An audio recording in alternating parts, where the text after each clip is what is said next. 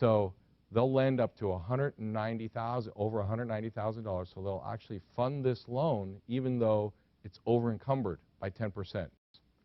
Now the super cool thing about this, HUD will actually insure the loan up to 110% of that appraised value. So what does that mean? So what that means is the buyer bought the house for 150. The scope of work to get the house habitable may only be $25,000.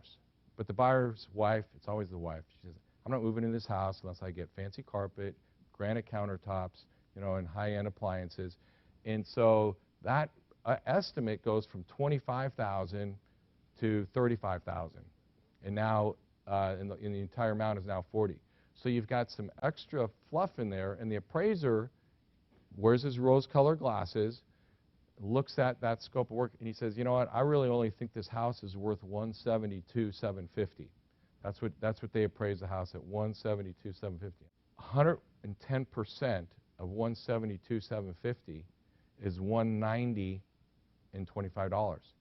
So they'll lend up to $190,000, over $190,000, so they'll actually fund this loan even though it's over encumbered by 10%.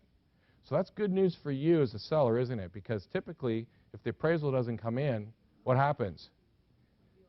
You get a deal falls apart, you get a phone call, hey, we need to reduce the price by $5,000 or $10,000 to keep this deal together because the house didn't appraise. So they'll actually fund this loan if the house doesn't appraise by up to 10%. So that's huge for a seller in selling in this market. So that's really cool. So 40% of all FHA transactions